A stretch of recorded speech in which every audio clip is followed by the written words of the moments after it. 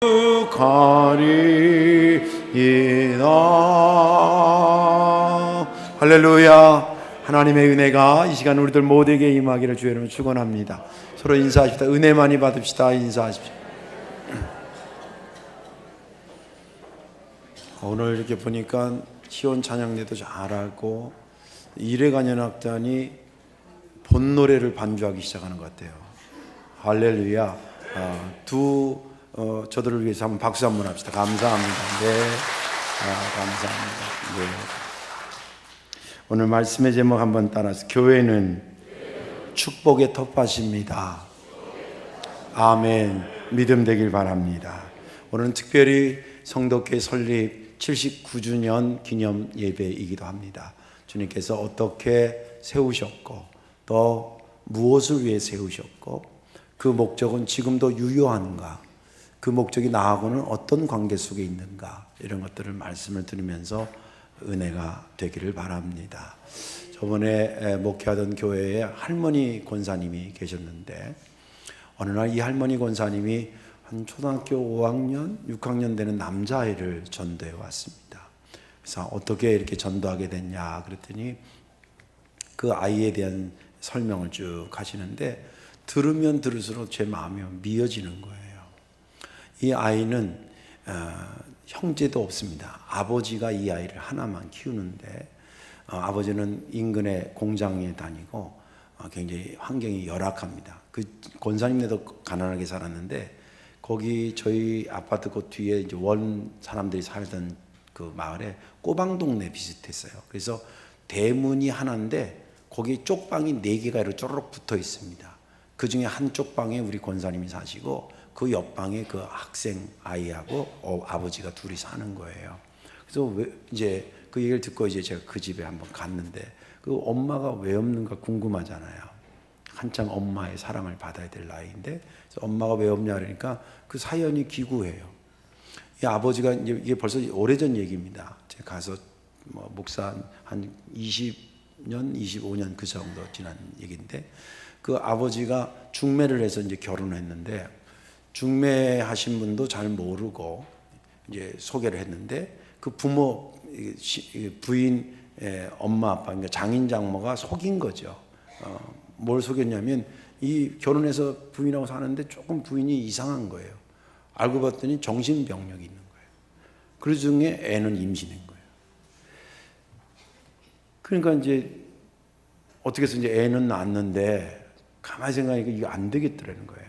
그래서 그 애를 데리고 그 어머니 부인을 데리고 처가에 가서 우리 집사람이 이렇게 하는데 이게 아무래도 이상한데 솔직히 얘기해 달라. 그러니까 고개를 이렇게 쭉 떨기더랍니다. 그 엄마 아빠가.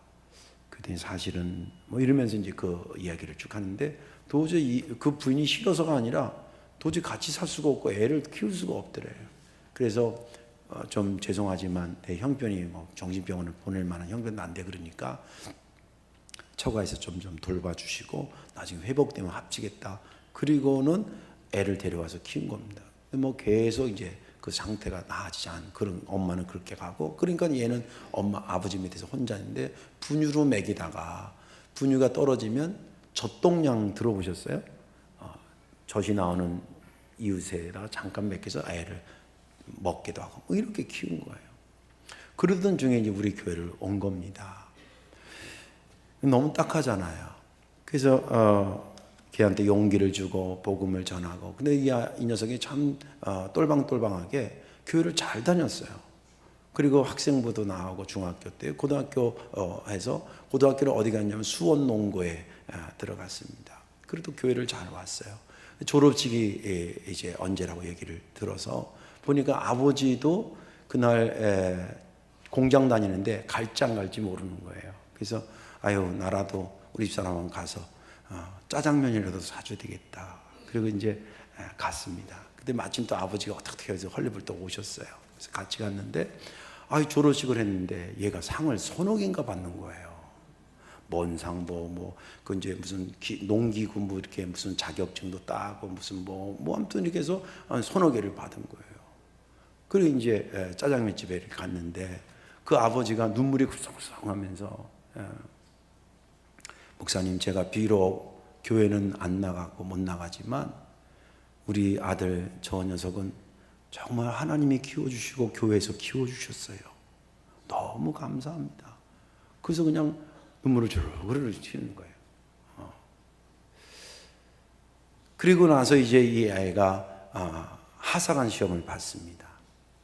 그래가지고 이제 잊을만 하면 한 번씩 연락이 오고 지금 경기도 저 연천에서 얼마 전에도 저 연락 왔는데 상사가 됐대요.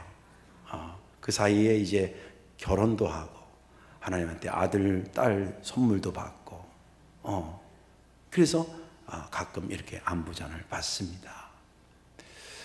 저는 그 아이를 보면서 야, 네가 참 복되다.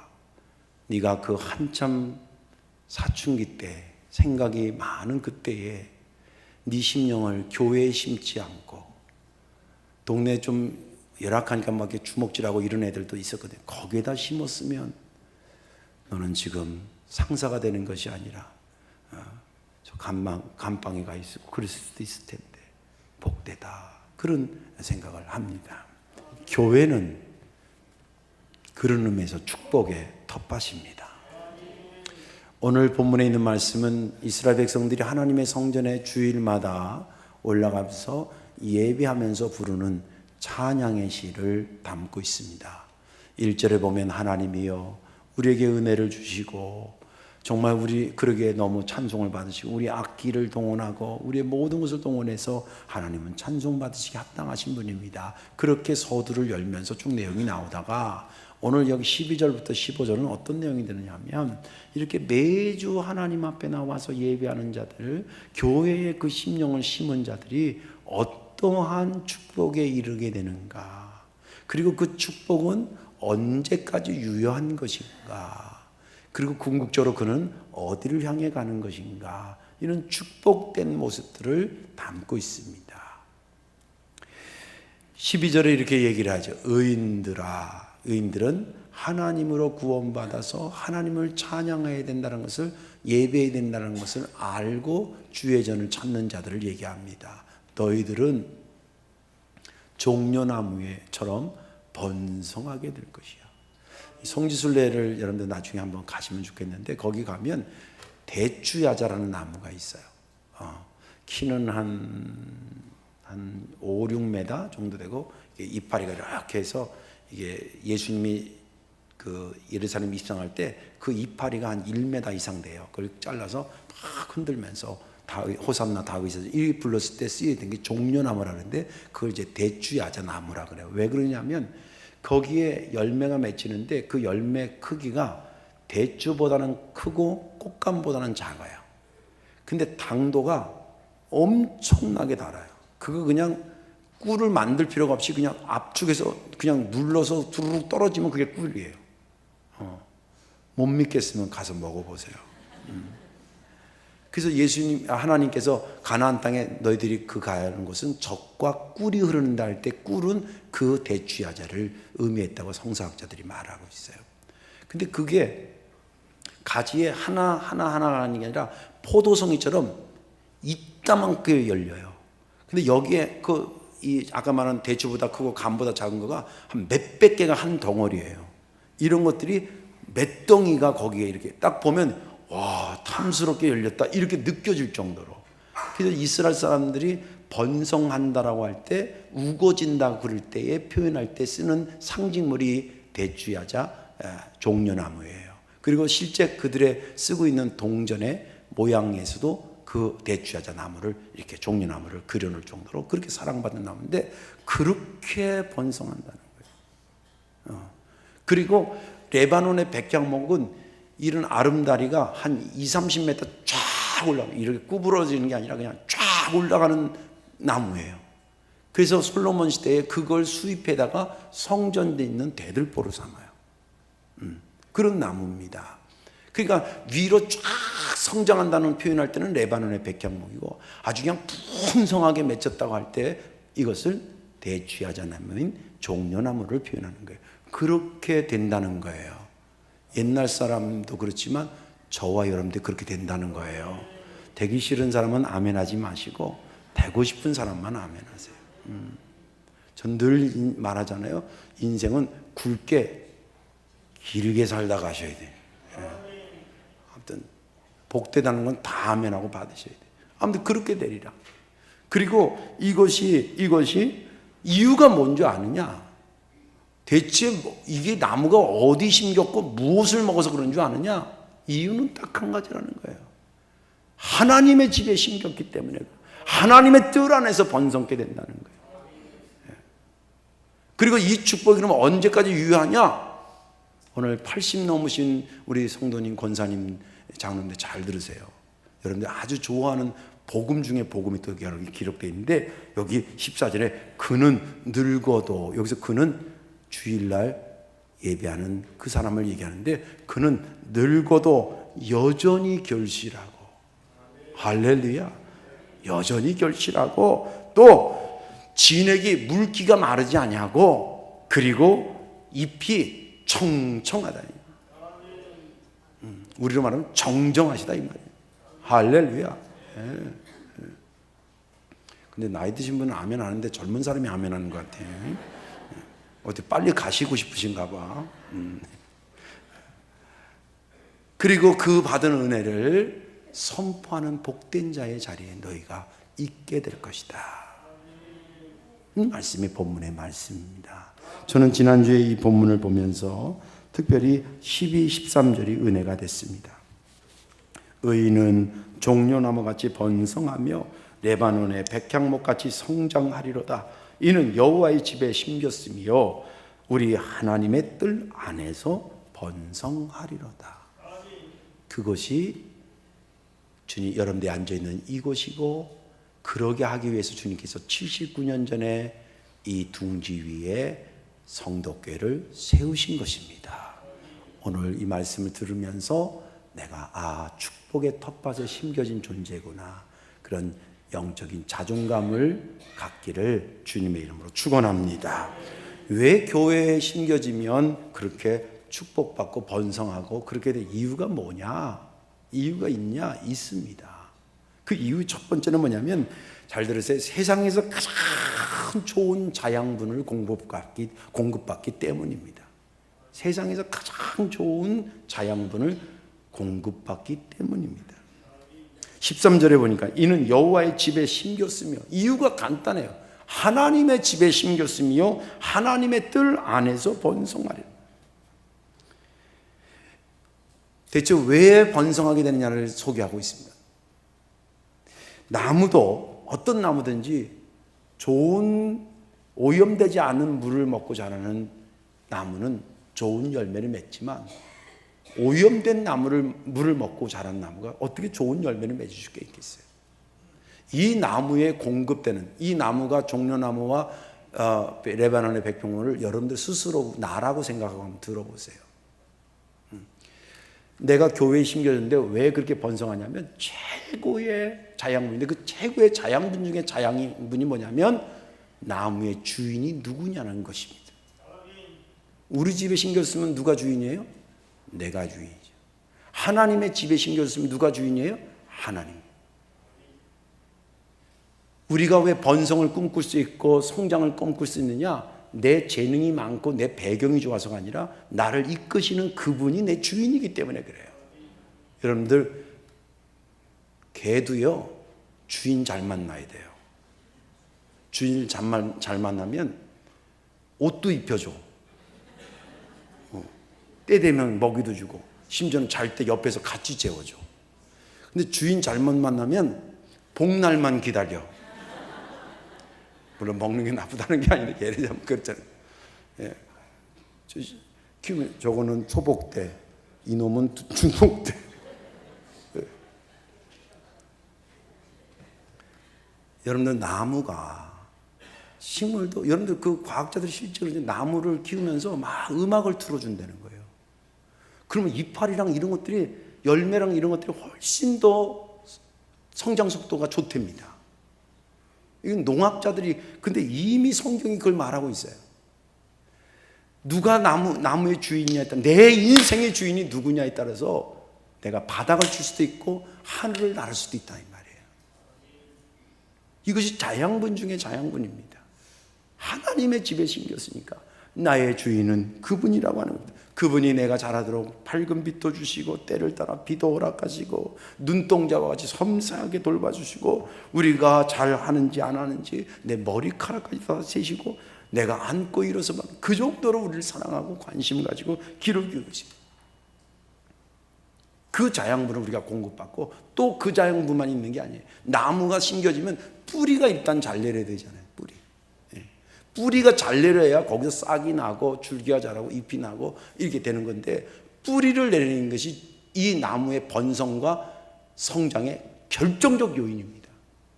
근데 인간이 복받을 수 있고 복받지 못한 것에 결정적으로 장애 요소가 뭐냐면 죄입니다. 그래서 많이 모아놨어도 죄가 있다라고 하면서 하나님이 주신 은혜를 가린다 이 말이에요. 부자가 아닌 거예요. 배운 게 아니에요. 하나님이 아름다운 빛을 주시는데 가려버려. 이 죄의 습성이 그렇습니다. 에덴 동산에서 아담과 하와가 범죄 안 할 때는 벌거벗었으나 에덴 동산을 막 거닐고 그랬거든요. 하나님과 대화하던 성경을 보세요. 그렇게 돼 있어요. 그런데 죄를 범하면 가리고 숨습니다.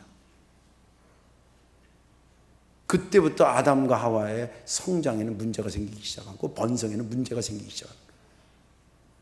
뿌리 내리는 과정이 중요한데 그 뿌리에 죄가 뿌리를 못 내리고 할 때 그 죄를 다 씻어버리고 잘라내고 새로운 뿌리를 주신 분이 접붙임 받는 바울에게는 그것이 접붙임 받았다 그랬대요.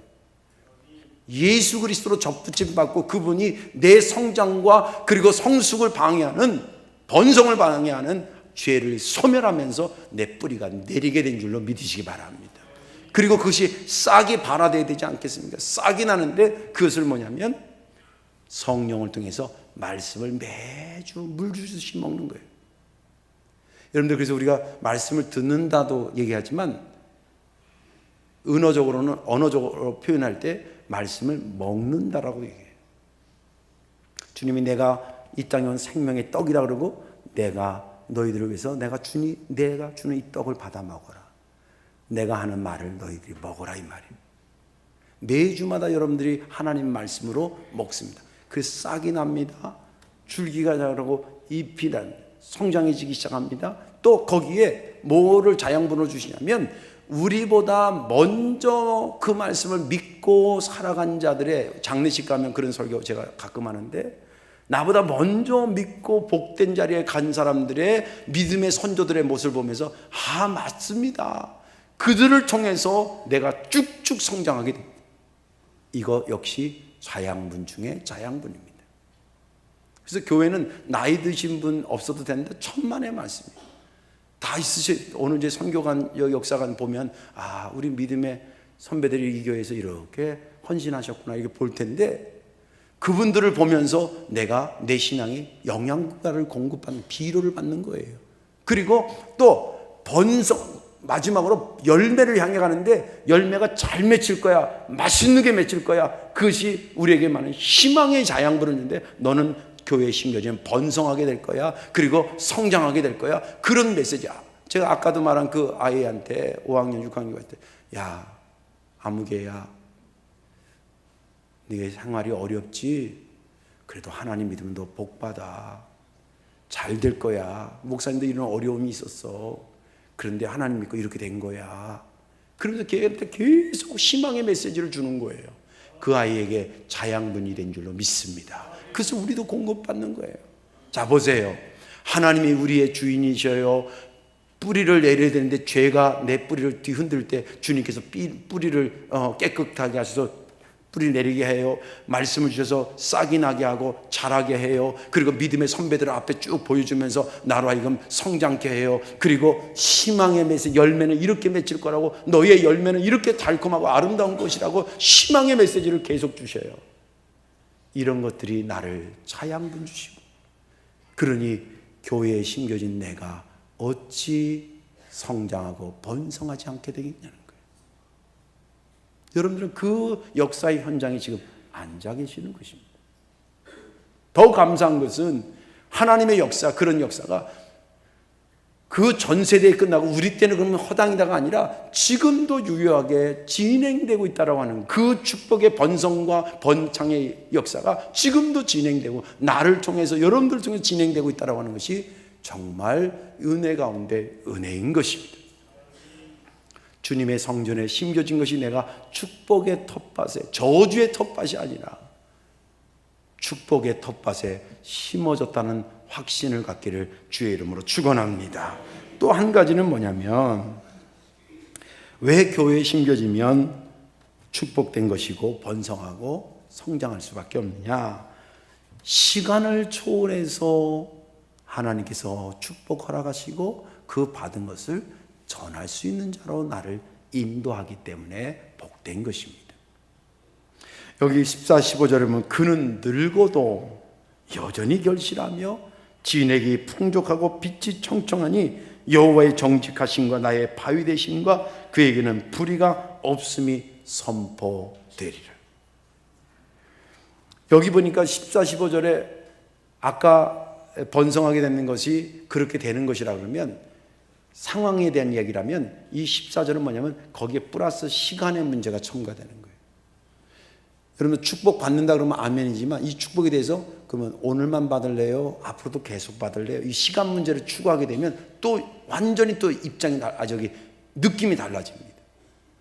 하나님께서 그런 축복을 주셨는데 한 번 주고 빼앗는 것이 아니라 한 번 주고 끝나는 것이 아니라 주시고 나서 너희가 늙어도 여전히 결실하게 되고 내가 주는 축복은 시간을 초월해. 종려나무에 대해서 제가 찾아보니까 저도 뭐 식물학자가 아니라 이렇게 찾아보니까 수명이 한 150년, 200년 된다 그럽니다.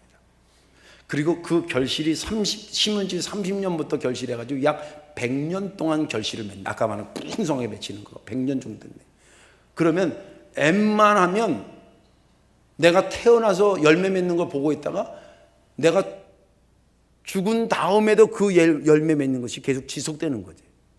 그걸 보니까 내 생에 전부 종려나무는 열매 맺는 것만 보는 거예요. 마치 그런 것처럼 그 종려나무가 그렇게 되는 것처럼 내가 너에게 복을 주고 그 복은 계속 이어지고 있어요. 얼마나 감사해요. 얼마나 감사해요. 하나님의 축복의 시간대는 무한대인 줄로 믿으시기 바랍니다. 내가 받고 내 자식도 받아도 될까요? 되지요.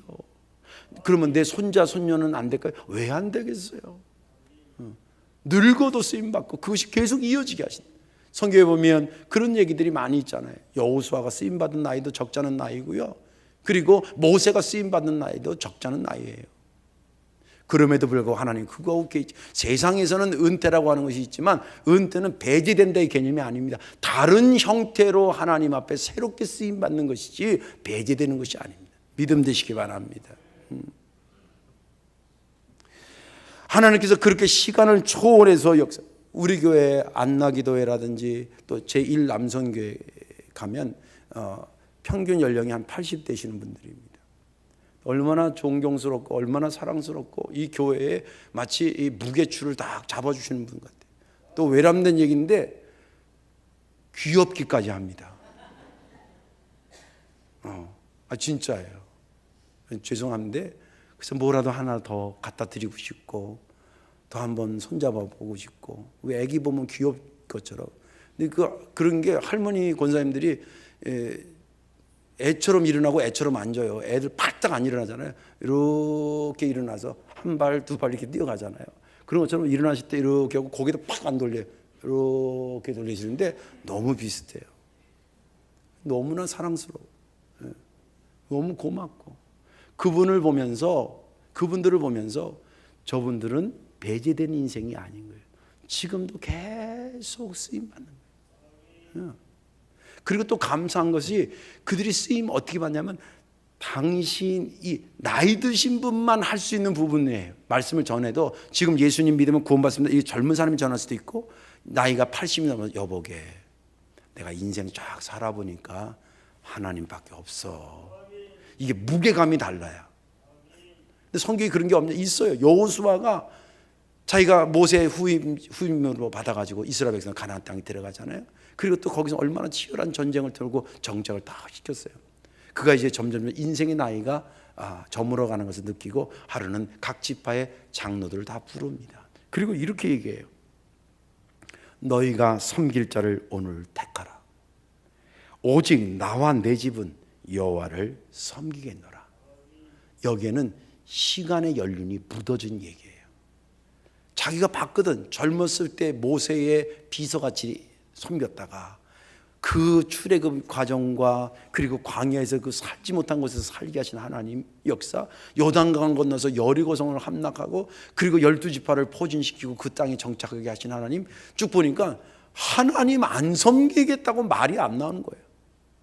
그래서 여러분들 각자 알아서 해라가 아니라 먼저 치고 나가는 겁니다. 내가 인생 살아보니까 하나님 같은 분이 없어. 여보게 당신들도 하나님 섬기게. 그 말을 하니까 나는 족장들 당연하지요. 당연히 저희도 하나님만 섬길 겁니다. 그렇게 얘기하는 것이 그 다음 내용이 나와요. 보세요. 일생을 사셨고 오랜 세월을 하나님의 역사를 보면 점이 보이는 게 아니라 흐름이 보여요. 점이 보이는 게 아니라 선이 보인다 이거예요. 하나님의 역사 어떻게 하시나 선이 보인다 이 말이에요. 그걸 본 자는 젊을 때는 안 보여요.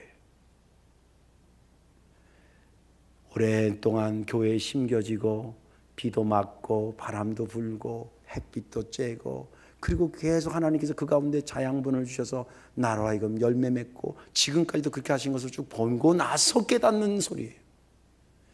그래서 오늘 여기 15절에 그러잖아요. 여호와의 정직하심과 이거는 말씀하신 것 하나도 틀림없이 이루시게 하시더라는 거예요. 그리고 나의 반석 대신 내가 그분이 나를 받쳐줘서 오늘까지 살지 그분이 모래짝 같았으면 나는 벌써 쓰러지고 자빠졌을 텐데 그분이 나를 반석처럼 바위처럼 딱 받들어줍니다. 그에게는 불의가 없다. 불의가 없고 정직하시고 내 반석 같은 살면 살수록 느끼는데 그것을 선포되리라. 그것이 선포되리라. 나를 통해 선포되리라. 그러니 여러분들 그 사람이 얼마나 복된 사람입니까? 젊을 때는 젊을 때대로 교회에 심겨서 복되고 중년이면 중년대로 복되고 노년이면 노년대로 복되고 그렇게 하기 위해서 주님께서 이곳에 79년 전에 둥지를 교회를 설립하신 줄로 믿으시기 바랍니다. 이제 말씀을 정리합니다.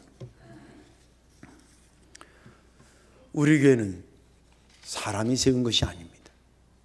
사람이 세웠으면 그냥 기념물에 불과할 것입니다. 박물관에 불과할 것입니다. 우리가 선교 역사관을 세운 것은 인간의 족적을 나타낸 것이 아니라 하나님의 족적에 따랐던 인간의 족적을 기록한 것입니다. 하나님이 하신 것입니다. 그 역사를 이루기 위해서 그 역사가 뭐냐면 어디를 향해 가는 역사는 번성과 성장을 향해 가는 역사인데 구원에서 그 역사를 위해서 주님께서 79년 전에 이 교회에 세우신 것입니다. 그리고 그 은혜는 그 역사는 지금도 진행형인 것입니다. 그 축복의 라인에 저와 여러분들이 서 있는 것입니다.